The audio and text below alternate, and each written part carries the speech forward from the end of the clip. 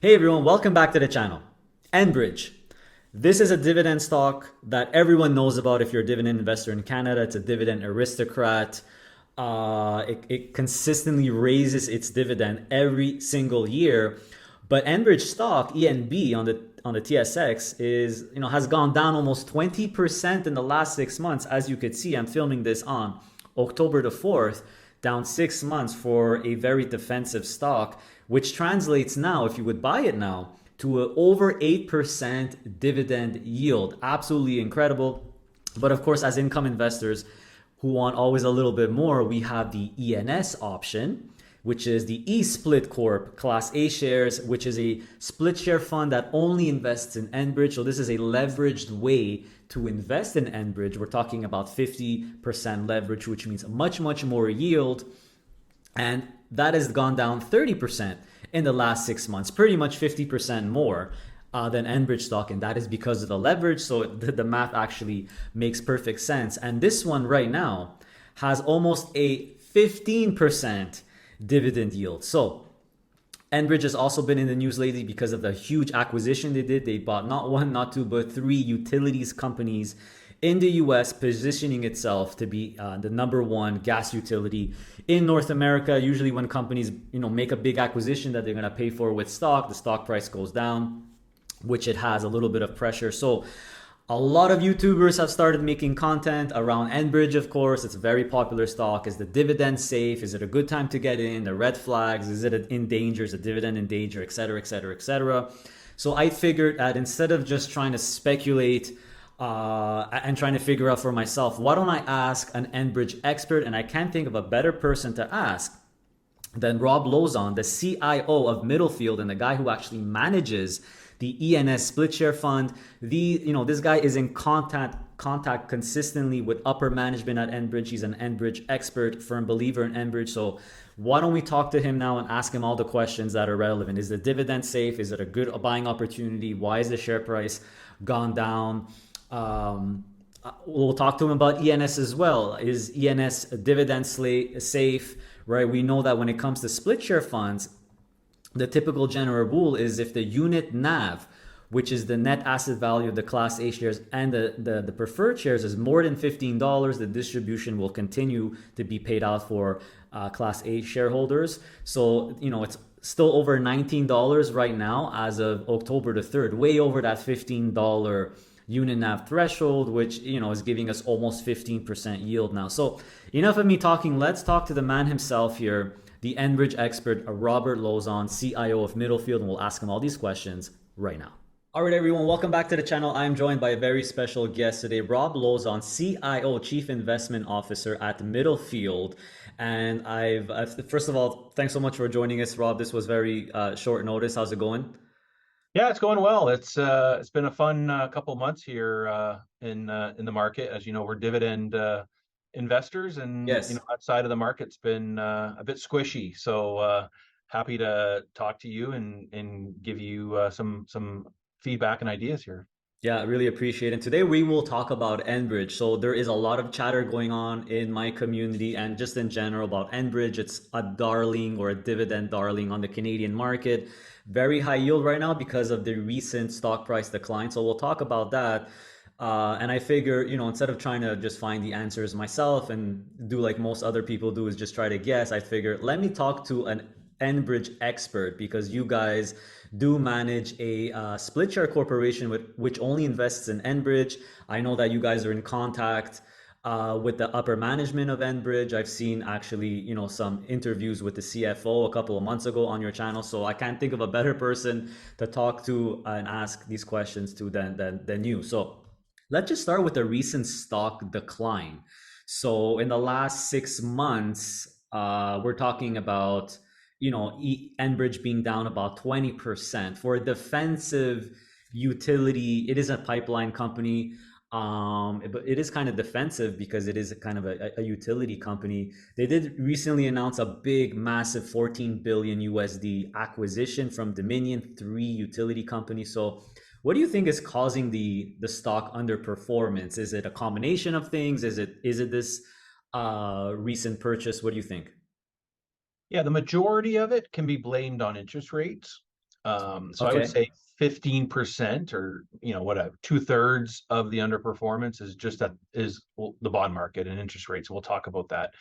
And only, a third or so of the performance is due to the equity offering, the acquisition, and the markets need to digest that. So we can, decompartmentalize the two main things, and let's talk about the underperformance on interest rates. So early August, Fitch downgraded the US AAA credit rating to AA plus. So that downgrade, if you look at the chart of the 10-year bond, started getting, the bond vigilantes, we'll call them, saying, hey, if rating agencies are saying that the US can't get their act together, and we know what's happened here over the last couple of weeks politically with debt ceilings, etc. We want a higher interest rate for their risk. So they've taken the US 10-year, which is really a proxy for how dividend stocks trade. They've taken that from around 4% to around 4.75 as we sit here and talk today. So Mhm. almost a 20% move in interest rates, 15 to 20% move higher from, if just on the interest rate you would have got on a 10-year bond. So what that does is it's competition for other assets that pay you an income stream. So if the government bonds are now going to pay you 4.7, well, dividend paying stocks, whether it's REITs, whether it's pipelines, utilities, banks, they're going to go down and their yields go up to be more competitive. So there's Right. been an interest rate scare here, which has caused bond proxies. That's what these equities are termed, that pay high dividends to depreciate. So I think, notwithstanding the acquisition, I think Enbridge would probably have moved 10 or 15% lower, just like all of its competitors have. So a $50 stock going to probably something like 46 or 45, and so the extra couple bucks is due to them raising money around $45, just below that, and to pay for this acquisition, which we can get more into.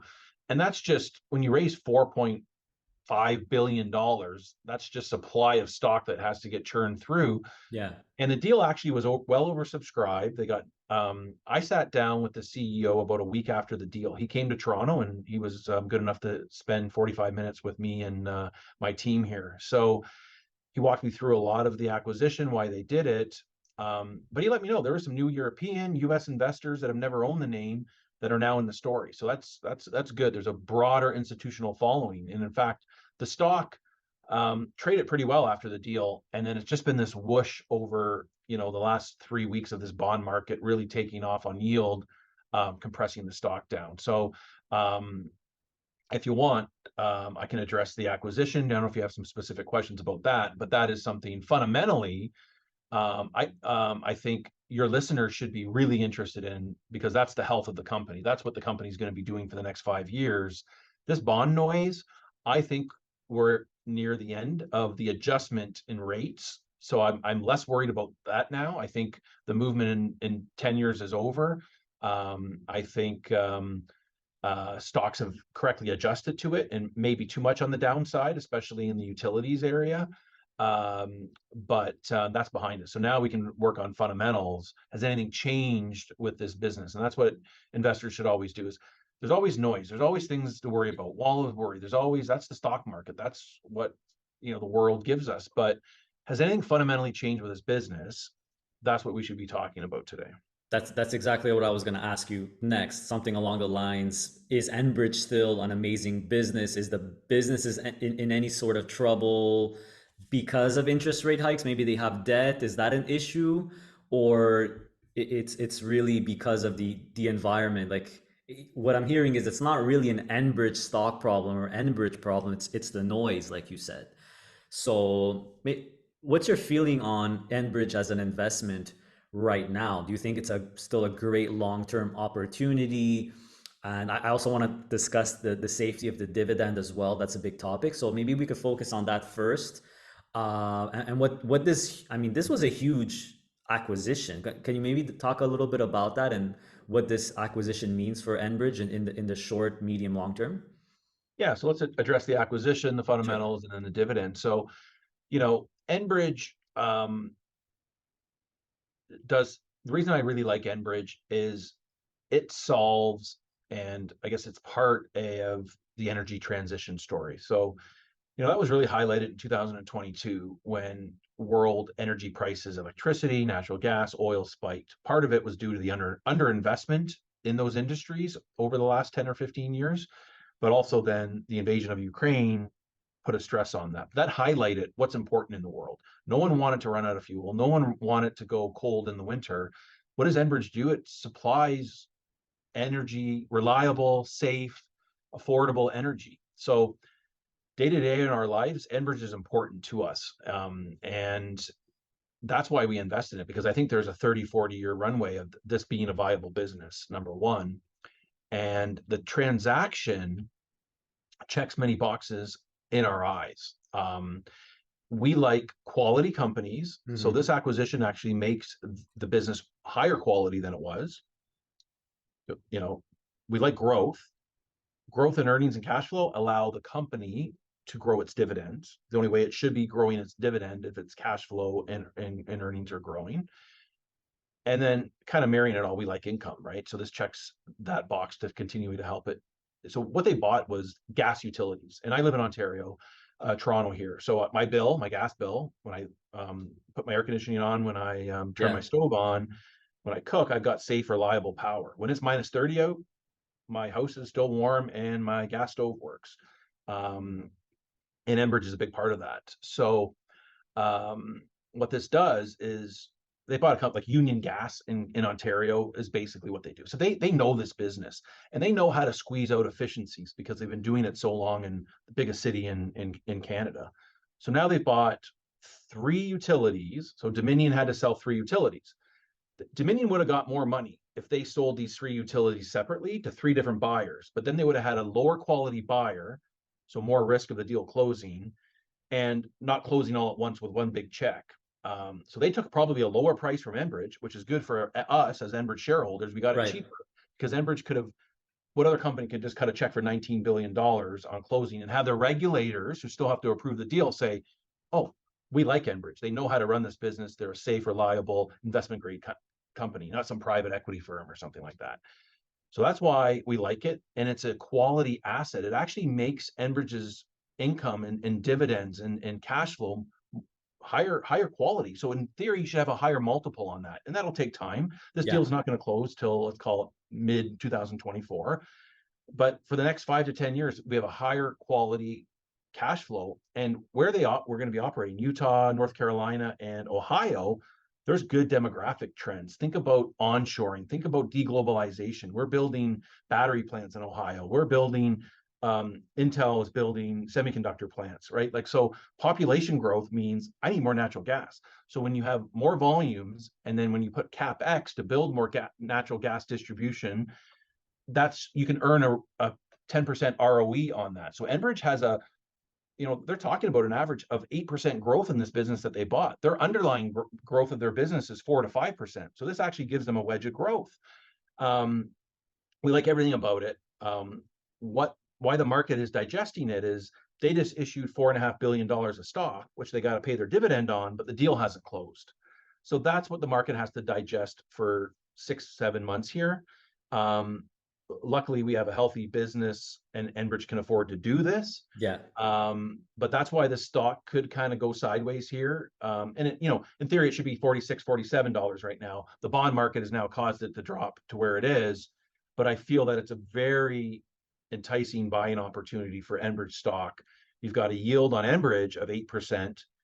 Greg told me, he's a CEO when I met with him, and you can go to their presentation. They're telling the street, we are dividend growers. We are committed to growing that dividend. And maybe we only grow at 3 or 4% next year. But the bottom line is they want to grow that dividend. So if you're buying the stock right now at 8%, in theory, you're really getting an 8.3 or 8.4 yield, because usually beginning of every year they bump their dividend. So Yeah. where you go buy a GIC right now, a fixed 5%, when rates start to go down, when central banks start cutting rates a little bit over the next couple of years, that GIC is going to roll at 4%, where Enbridge is still growing their dividend. And that's what the market needs to understand. It's fun to have a HISA or a GIC short term, but when the central bank stop raising rates, and I think we're still starting to feel growth slowing, they're probably at the end of that. When rates come down, there's going to be an inflection of money out of short-term deposits back into dividend-paying equities, whether it's REITs, banks, pipelines, utilities. So that's what we're setting up for here. I know it's been a painful 2023 for the asset class, but we're happy with that, what Enbridge did, and just like dividend investing, this is going to be a patient story. Okay, so you don't think the dividend is at all at risk? In fact, you spoke to the CEO and they still commit to growing the dividend. And, as long as people are concerned, they see 8%. I see a big opportunity, especially for a big defensive company, utility company like Enbridge. It's now, with this acquisition, it's going to be number one gas utility in North America, North right? America, yeah. So, And number one oil pipeline too. So oil, yeah, basically, they produce over $5 per share of free cash flow, which is growing. Their dividend is $3.55, right? So free cash flow after paying capex. So their dividend is safe right now. And if I'm wrong and bond yields keep going higher and central banks keep raising rates, Enbridge will go lower, because if you can get a GIC for 7 or 8%, Enbridge will have a 10% yield. Like, that could happen. That's not my view. When I started in this industry over 20 years ago, the 10-year was 4%. Guess where it is now? It probably should come back to around 4%. Like, that's the normal. The old normal is a 4% 10-year bond yield. The last decade, because of the pandemic, because of the great financial crisis, central banks went to zero interest rates. yeah. And Adriana, we would never have thought 7 years ago, 6 years ago, we'd be discussing negative interest rates in Europe and Japan. You buy a Nestle bond with a negative interest rate. I wonder how that bond's trading now when bond rates are higher. But that's what we went through.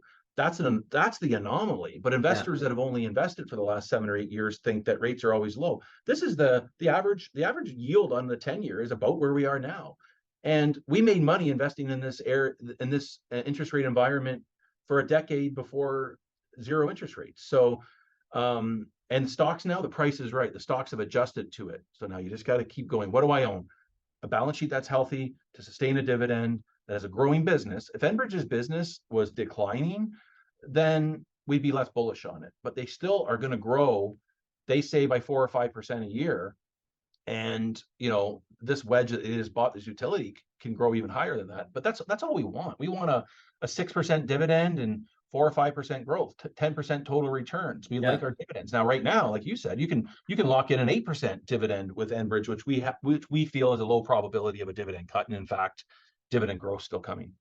Yeah, it's very, very enticing. I mean, I don't think I've ever seen Enbridge at such a quality company at 8%. I mean, there's a lot of great dividend yields out there on these dividend stocks. So you guys are obviously still very confident about it. I am too. I mean, it's a utility company. I like the fact that they're also big on the energy transition. Like you say, they're taking steps to also transition. But like you said, we're still going to need, in the next 30, 40 years. I mean, their slogan is life needs energy, right? So Enbridge just delivers that energy. For me, it's a no-brainer. So hopefully the viewers are reassured. And speaking of, Enbridge, you guys have ENS. ENS is the E-Split Corp, which is basically a leveraged investment in Enbridge. It's one of the only split share funds that only invests in one company. So let's talk about ENS a little bit now. So ENS is basically a leverage investment in ENB. And what I noticed that it perfectly matches 50%. So I think ENB went down the last 6 months about 20%, and ENS went down 30%. So that's literally 50% more. Would you say and I had this discussion with Dean, we talked about RS, the real estate split fund, and we came out with the number that the leverage ratio was approximately 45-50%. Would you say it's about a 50% leverage play in Enbridge if you would buy ENS? And of course, we're talking about the Class A shares, not the preferred shares. Yeah, given where this Enbridge stock, the underlying stock we own in the portfolio, the NAV of the total portfolio was lower because Enbridge has gone down 20%, as you noted. So there's actually more leverage on the Class A's now. So it'd be higher than 1.5 on the way up. You should expect, 1.6, 1.7 leverage, just the way the math works. We can walk it through a little more in the weeds, but essentially you've got your pool. The preferreds are the first one to get paid. So the split share, the reason this guy calls it split, the preferred is for safety. Our goal is to pay you back the $10 in 5 years. Every 5 years, we roll the fund, and that's a GIC alternative. That's a bond alternative. And Yeah. right now you can get a pretty good safe yield there. ENS, the split, is a bit of both. It's a hybrid, but it comes with risk. And you've just seen the risk in 2013 on the way down. So hopefully if Enbridge bounces back to $50 over the next 18 months, and we're up 20% or 25, I would hope that ENS, the way it trades, would be up 30 to 40%. So you're going to get upside and downside on it. And so I would say the leverage right now, how the math works, is actually higher than 50% on the upside. But that being said, we still have the downside. And so it's a higher risk investment, but you do get a really attractive yield on it currently. Yeah, it's very, very high yield now. And correct me if I'm wrong, the ENS distribution is a split fund, and the policy is, right now it's 13 cents a month, $1.56 annually on ENS. And is the policy still, if the unit NAV, the net asset value of the preferred share and the Class A share combined, is higher than 15, which it is way higher. It's even with the recent decline, it's at about 19.50. That's over 15. The dividend will always be paid out for ENS Class A shares. I know that's a pretty much the same policy for many split funds. Is that still the case? Can you just confirm that? Yeah, that's the language in our prospectus, which is on our Yeah. website. So we meet once a month and decide whether to declare that monthly dividend on the capital units. And as long as that monthly dividend of 13 cents doesn't bring the total combined NAV below 15, then we declare it. So at 19, and this moment in time today, we would be declaring the next month, just like we've done for the next 5-6 years. But that's a good question, because this is probably the worst we've felt on Enbridge in a long time. So that's the right question to ask for your viewers. And we're not there yet. It could happen and we've had some, 2007, the pandemic, those 2 months early in 2020, there was some scary moments. And so there is that black swan event Yeah. that then kicks in to protect the overall corp. You would pay out less dividends and protect the preferred. And if Enbridge bounces back, we reinstate the dividend. But it's sort of that the parachute, kind of like your fail safe, to try to make the actual corporation even more safe when things get bad. And it's just cutting the dividend. So you've got it. So right now, like you said, we're over 19 as we speak today on the combined NAV. So there's still some downside there that we could absorb before we talk about pausing the dividend on the capital side. Fair enough. Fair enough. And I'm curious about the covered call writing. So last time we spoke, I remember, I'll never forget, you told me that Enbridge is so strong, the dividend keeps growing, that you're not writing much covered calls on the Class A share. So I'm just curious, a manager, what would you do in a situation like this? Because volatility is going up on Enbridge, which means the premiums are higher if you do covered call writing, but you don't want to write too much covered call writing because you don't want to miss out too much on the upside. So what is your view, or what is your strategy right now with the covered call writing? Are you leaving the writing the same and just getting more premiums and more yield anyway because the volatility is higher? Or are you doing less calls, or are you doing more calls to grab a lot of those great premiums to bring the NAV up? What's your view on that? Yeah, it really hasn't changed much. The problem with Okay. Enbridge, it's not a very volatile stock. So your volatility, the premium you get typically is quite low. It's not like an Nvidia or a Tesla where Right. I've written calls on Tesla before, and I've done it twice in a year and created like a 20% dividend just by like having it for 2 months, right? And it's like you can't do that with dull sleepy Enbridge. Now, dull sleepy Enbridge has gotten less dull and sleepy over the last 6 weeks, but the time you're going to get called away on a covered call is when the stock is so depressed. They finally give you enough premium to entice you to write a 1 month call, and maybe before you were getting 30 cents, now you're getting 60 cents. Yeah. What does that tell you? The stock's about to rip $1 in your face, and then you get called away. There's no free lunch. So we have to be careful. And I'm really watching that 10-year. Like today, as we speak, the 10-year has finally cooled off. And the interest sensitives are starting to find a floor. So you know, a couple of days like this on the 10-year, and Enbridge could easily be up $1 or 2, and then you're talking about getting called away. And the dividend is so good here at 8% yield. I'm more enticed to just keep buying more stock here, locking in that 8% yield, which helps me fund the pref, give leftover, and give and provide income for the capital. So you're right, the premiums look a little bit better now. I haven't done too much differently because I'm worried right now at these depressed levels. The timing's bad to get called away. Interesting, interesting. Yeah, it makes sense to me. I mean, it's if you're very bullish on Enbridge, you're not going to be writing much calls, if Yeah, at and if it, all. yeah, sorry to interject, but if it had a 3 yield and I needed to manufacture a lot of income, I'd be in a different position. But as you stated, you know, it's got one of the highest yields on the TSX. That's why, you know, we like we like these split shares on sectors like real estate and pipelines and utilities that come with very high dividends. It Hi. makes the whole structure work a little bit better. Yeah, I think from, when I started 3, 4 years ago looking at split funds, investing in, there's a lot of split fund, there's Brompton, there's Quadrovest, there's you guys. You guys have always had some of the strongest NAVs in the game. And I think the reason is it's the best thing to do a split share fund is stocks that have big, juicy dividends that grow over time.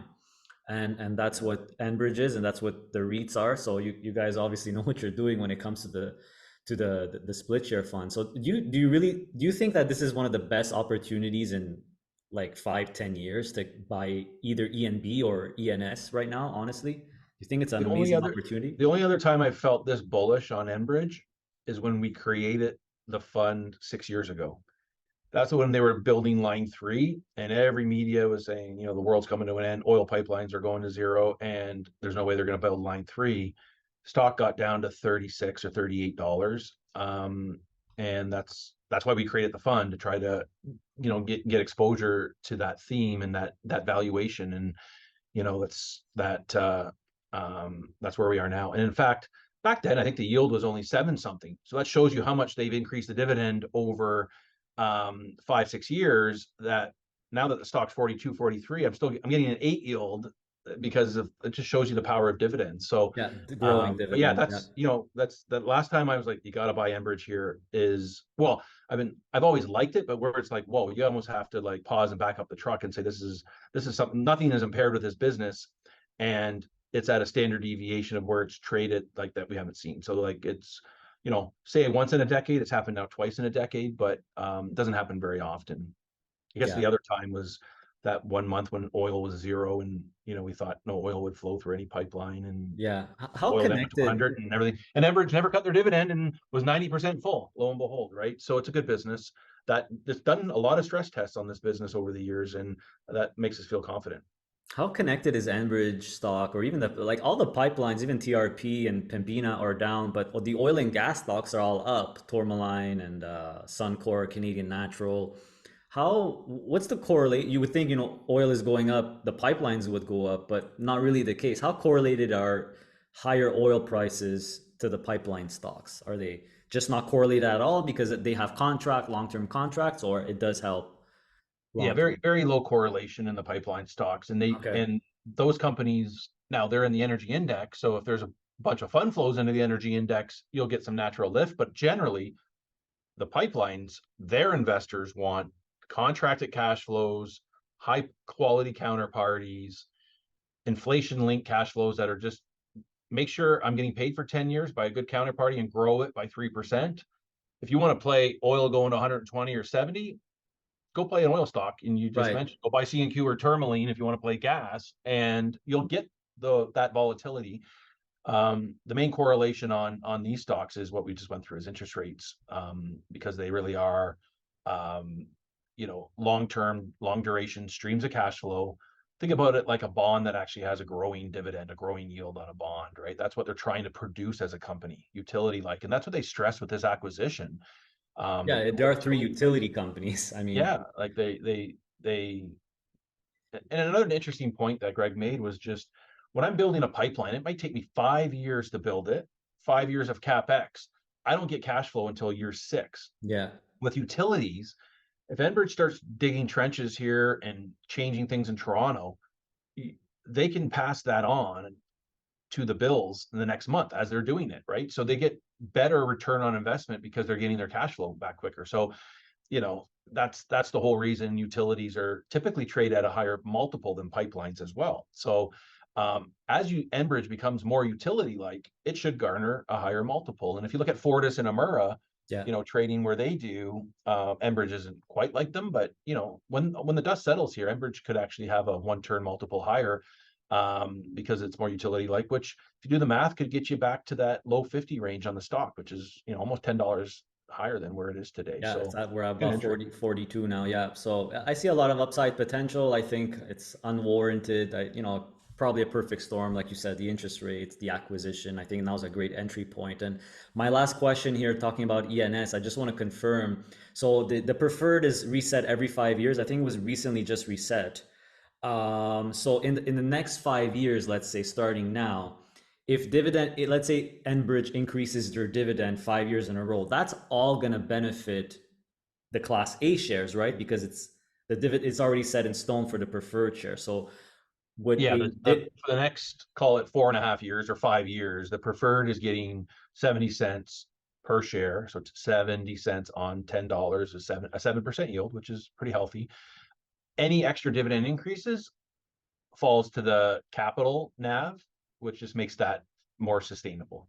Class A shares. Class A shares, yeah. Okay, perfect. I just wanted to confirm that because there was some chatter in the community, and that's what I said. I mean, the preferred shares are set in stone. So if the dividend increases, that's all going to go to the ENS shares, the Class A shares. Yeah. So, and our old preferred was a 5.25 coupon. Now it's 7 because that's what rates in 5 years. If rates are back down and the new, just hypothetically, if the new preferred, the market rates are 6, but Enbridge is still growing its dividend, there's more for the Class A as well there. But we can't control interest rates, right? So. Yeah, exactly. Well, you got three. You guys offer basically. There's three ways of investing in Enbridge. The safest way, really, if you could, out of the three, is really the ENS preferred shares. It's it's 7% yield instead of the stock right now, but you got that very stable, consistent NAV for the next 5 years. Then you have Enbridge stock, which could go up and down. You get 8%, quarterly. Hopefully, you'll get dividend increases. Then you have ENS, which is if you're really bullish, you really believe in it. You get the highest yield, of course, highest risk, highest reward. But I feel, I've been an ENS investor for a really long time. I actually went back and checked, and I think I got received, $12,000 or $13,000 of income total on ENS. And right now I am down on it just a little bit, maybe $2,000 or $3,000. So that income more than offset any capital loss. So I'm a firm believer in Enbridge and ENS. So thank you for, coming up with a You really. don't need the income. There is a drip plan, so you could actually Of set course. your ENS on the drip and just buy. Don't give me the income. Just buy me more shares at these low prices every month, or Yeah. average down. And the Enbridge trifecta, right? 3 ways to buy it. I like it. Yeah, and it's a monthly dividend instead of a quarterly dividend of the stock, and it's much higher yield. I mean, it's trading at $10 now, so it's maybe, what is it, 12% yield? Is it possible? I mean, ENS is about 10.50 now. Yeah, you're looking at a higher yield than that today. So you're up at 14.85. I mean, yeah. holy smokes. I mean, Yeah. that's a lot of compounding. If you don't need the income, you turn on the drip, and yeah, it's fantastic. So, Rob, thanks so much for doing this. I know you're a busy guy. I really appreciate it. Hopefully my audience members appreciate it. And I can't think of anyone better to speak to when it comes to Enbridge and energy than you and Dean for real estate. And we did exactly the same thing, talked about real estate. So I think this is a great time to actually get in both split funds. I personally bought some more RS. I'm thinking about buying more ENS now. So it's, I thank you so much for taking the time. Yeah. Glad to be here anytime. All right. Thank you. Have a good one. Hey, don't go yet. A few reminders before you leave. Did you know that I launched a YouTube loyalty membership program where for only $3 a month, you could become a PII Inner Circle member where you will gain access to exclusive content, exclusive videos and live streams, as well as other perks and benefits, including a really cool weekly opportunity report. That's right. If you're interested, just click on the little join button next to the subscribe button to see what it's all about. Also, make sure to follow me on Blossom and download Blossom. It's a social investing app, which is really cool. You could share your portfolio, follow other people's portfolios, including my own. My username is Adrian_PII. So download it with the referral link below. Not only is it free, but you could actually earn cash by taking these really small, quick 1-minute courses. really awesome. It's a no-brainer. Also, make sure to visit our website, passiveincomeinvesting.ca. That's where you could book a one-on-one private coaching session with yours truly, with myself, where you could ask me all the questions you want. All the information and booking information is on the website. Make sure to check out that video on the homepage there to see how to book a one-on-one properly. Also on my website, you could purchase my digital product, which I'm very proud of, the Ultimate DIY Investing Package.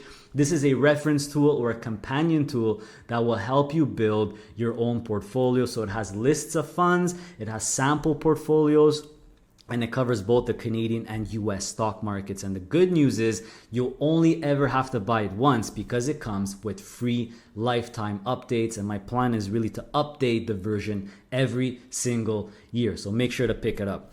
Also, I have Questrade and PASSIV referral links below. So Questrade is the broker that I personally use, and PASSIV is the broker companion tool or assistant that I use. Really cool program, really cool software. So I have referral links for both of those. Questrade, $50 of free trades. And PASSIV, I have half off for the elite membership. If you're interested in the elite membership, and even if you want to start out with the free membership and upgrade to the elite afterwards, use my referral code so you could still get that 50% off. And don't forget that the elite membership of PASSIV is 100% free if you use Questrade. For social media, we have a very successful and big Facebook group, private Facebook group with over 14,000 members where we all try to help each other out. So make sure to join that group. Information is below. We also have Instagram where you could follow us or more personal stuff when it comes to our life here in Panama. And there's LinkedIn as well. So as usual, everyone, how do I leave you? Continue to stay safe, stay healthy, and of course, stay passive. See you next time.